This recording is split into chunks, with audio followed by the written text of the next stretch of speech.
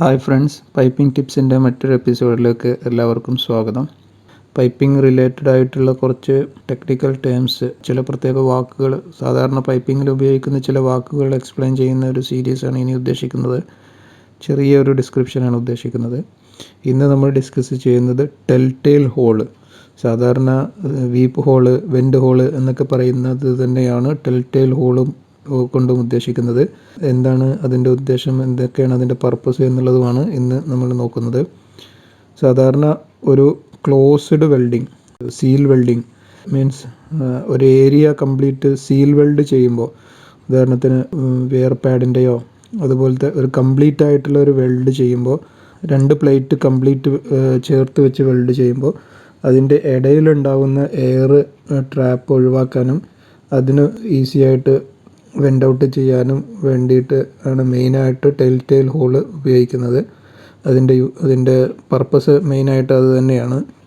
സാധാരണ നമ്മൾ ഒരു ക്ലോസ്ഡ് വെൽഡിങ് എവിടെയൊക്കെ വരുന്നുണ്ടോ അതിനുള്ളിൽ എയർ ട്രാപ്പ് ആവാൻ ചാൻസ് ഉണ്ടെങ്കിൽ അത് റിലീസ് ആവാൻ വേണ്ടിയിട്ടാണ് നമ്മൾ ടെൽ ഹോള് കൊടുക്കുന്നത്. അത് മെയിൻ ഉദ്ദേശം തന്നെ helps to vent out trapped air inside. അതിനകത്ത് കുടുങ്ങിയിരിക്കുന്ന എയർ റിലീസ് ആവാനാണ് മെയിനായിട്ട് ഹെൽപ്പ് ചെയ്യുന്നത്.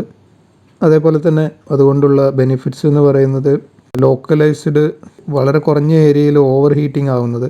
വെൻഡ് ചെയ്യാതിരിക്കുമ്പോൾ സ്വാഭാവികമായിട്ടും ആ ഏരിയയിൽ കൂടുതലായിട്ട് ഹീറ്റ് പ്രൊഡ്യൂസ് ചെയ്യും.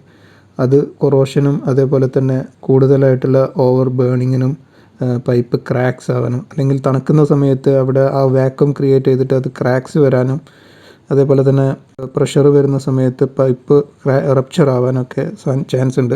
അതൊക്കെ ഒഴിവാകാൻ വേണ്ടിയിട്ടാണ് ടെൽ ഹോൾ കൊടുക്കുന്നത്. സാധാരണ യൂസ് ചെയ്യുന്നത് വെയർ പാഡിൽ വരാറുണ്ട്. അതേപോലെ തന്നെ റീഇൻഫോഴ്സ്മെൻറ്റ് ലൊക്കേഷനുകളിൽ പ്രഷർ വെസൽസിൻ്റെ നോസിലുകളിൽ കൊടുക്കുന്ന റീഇൻഫോഴ്സ്മെൻറ്റിൽ കൊടുക്കാറുണ്ട്. അതേപോലെ തന്നെ ബ്രാഞ്ച് കണക്ഷൻ, സ്റ്റെപ്പ് ഓൺ കണക്ഷനുകളുടെ റീഇൻഫോഴ്സ്മെൻറ്റ് പാഡ് കൊടുക്കുന്നുണ്ടെങ്കിൽ അതിൽ ടെൽ ഹോൾ കൊടുക്കാറുണ്ട്.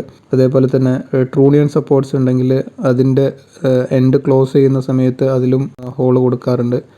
അതേപോലെ തന്നെ ടാങ്കുകളുടെ വെൽഡിങ് എല്ലാം, എവിടെയൊക്കെ വെൽഡിങ് ഒരു ക്ലോസ്ഡ് വെൽഡിങ് ചെയ്യുന്ന സമയത്തെല്ലാം നമ്മൾ ഹോൾ കൊടുക്കാറുണ്ട്. പിന്നെ ഇതിനെല്ലാം മറ്റൊരു പ്രധാന ഉപയോഗം, ആ ഹോൾ വെച്ചിട്ട് നമുക്ക് ആ ജോയിൻ്റ് ഇൻറ്റഗ്രിറ്റി ചെക്ക് ചെയ്യാം, പ്രഷർ ടെസ്റ്റ് ചെയ്യാം എന്നുള്ളതാണ്.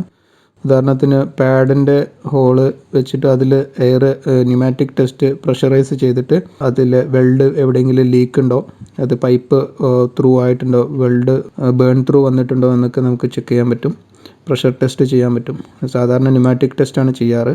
അതിന് വേണ്ടിയിട്ട് തന്നെ സാധാരണഗതിയിൽ ടെൽ ഹോള് 6 mm ഹോളാണ് കൊടുക്കുന്നത്. വിത്ത് NPT ത്രെഡ് കൊടുക്കാറുണ്ട്.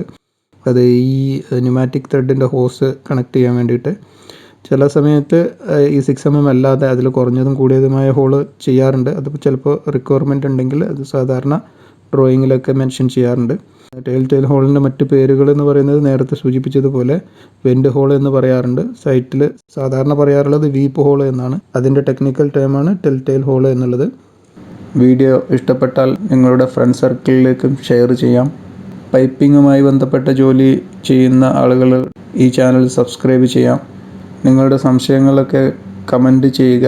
സമയം കിട്ടുന്നതിനനുസരിച്ച് റിപ്ലൈ തരുന്നതാണ്. Thank you for watching. Bye for now.